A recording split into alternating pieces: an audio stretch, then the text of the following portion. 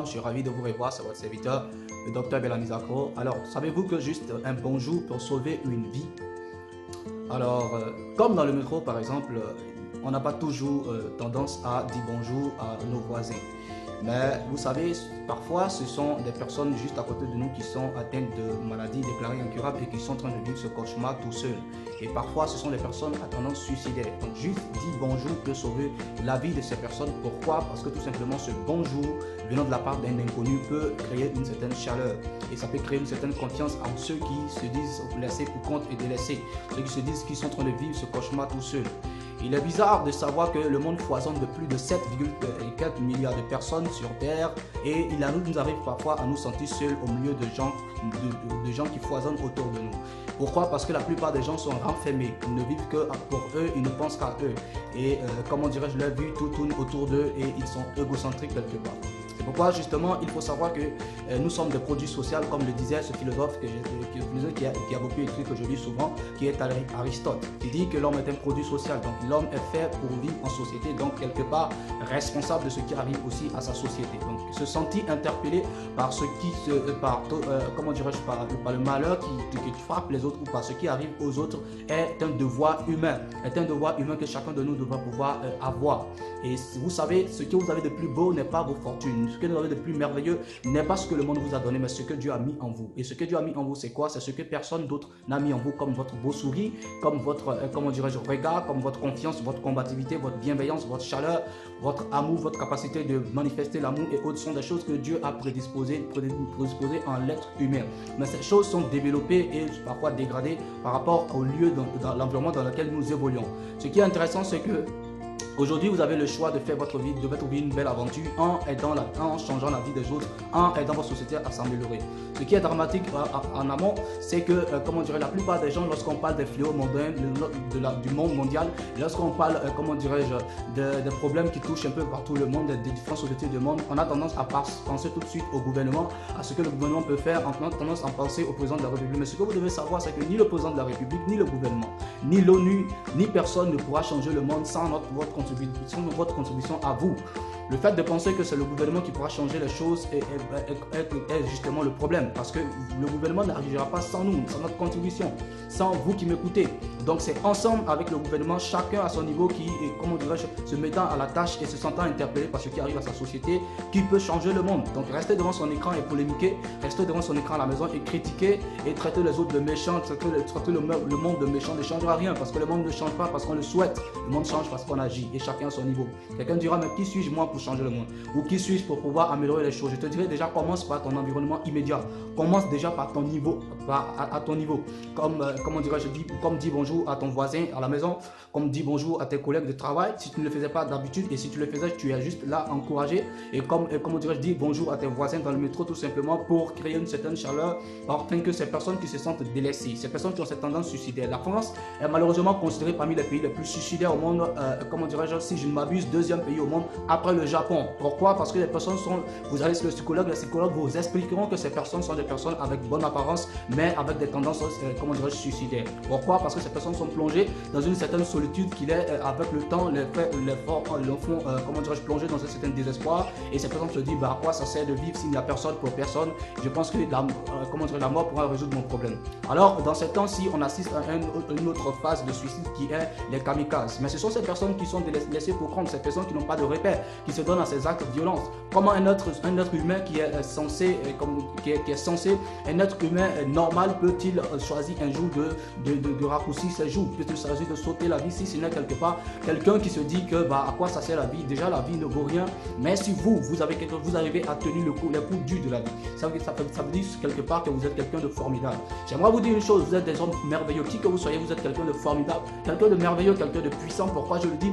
Parce que tout simplement, cette vie est impitoyable. Et ceux qui arrivent à tenir debout sont des champions.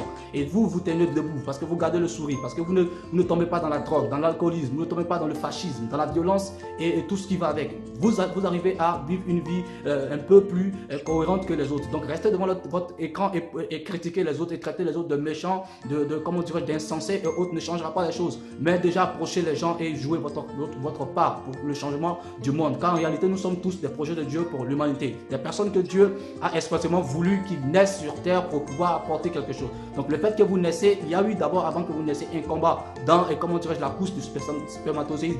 Il y a eu beaucoup de chances que vous ne naissez pas, que d'autres personnes naissent à votre place, mais c'est vous qui avez été choisi. Pourquoi? Parce que Dieu estime qu'il y a en vous quelque chose qui peut changer le monde, qui peut améliorer le monde. Depuis la nuit des temps, la volonté de Dieu a été que l'humanité parvienne au salut. Et c'est quoi le salut? C'est le bonheur, c'est le bien-être de tout un chacun de nous.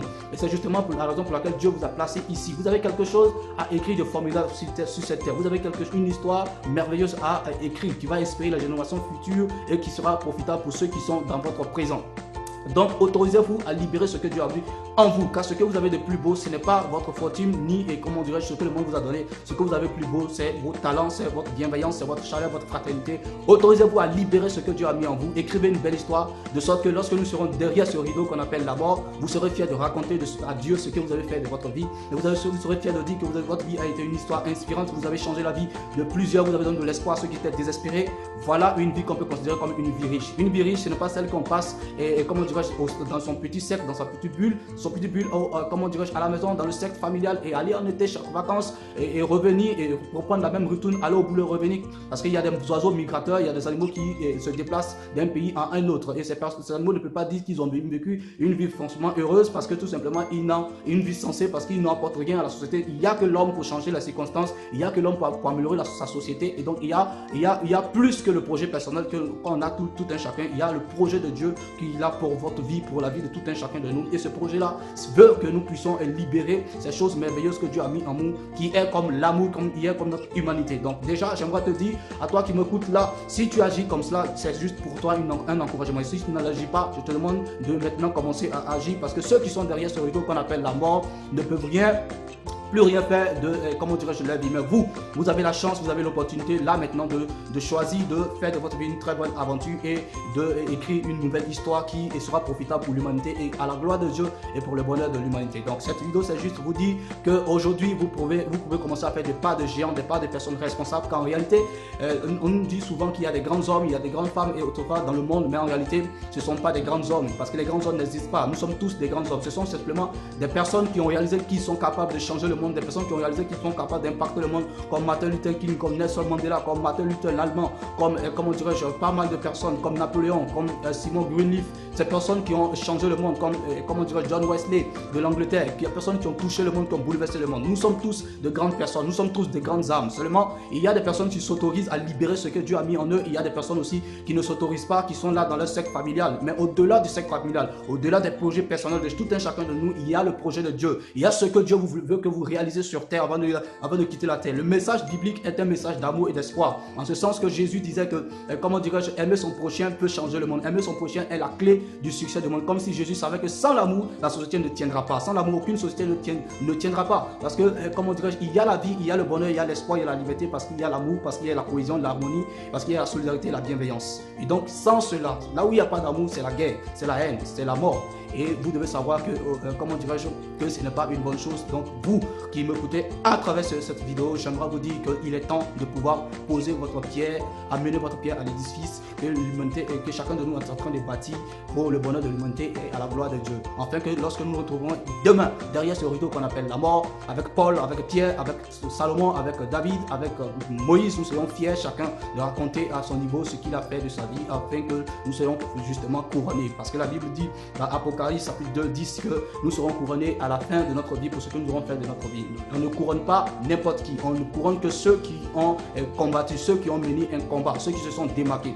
Lorsqu'on parle de couronnement, alors on parle au préalable de combat, on parle au préalable de championnat. Donc il y a un championnat que nous sommes en train de faire, chacun a sa pierre à porter à l'édifice. Ne restez pas en marge, écrivez une histoire, soyez des personnes formidables pour les autres, changez la vie des autres autour de vous, donnez une chance à ceux qui sont autour de vous de voir la vie autrement, de se dire que Dieu existe au travers de vous, Dieu se dit que l'amour existe et qu'il y a des personnes sur cette terre qui sont conscientes comme vous et qui sont conscientes comment dirais-je, de ce que la vie n'est pas que le projet personnel de tout un chacun de nous, c'est aussi un projet général de Dieu, de voir le monde changer, de voir le monde devenir meilleur jusqu'à l'avènement du Christ, afin que ce monde soit reconstruit. Merci d'avoir suivi ce numéro. Si vous avez été encouragé, alors je bénis le Seigneur. Merci d'avoir suivi ce numéro. Donc on se donne rendez-vous demain à 14h30 ici à Paris 16e. boulevard Murat. Et vous serez, comment dirais-je, accueilli par la servante de Dieu, une servante de Dieu qui sera l'invité surprise, et puis moi aussi en deuxième position. Merci, je vous donne rendez-vous demain. Soyez bénis, restez connectés. Au nom de Jésus que j'ai prié. Amen.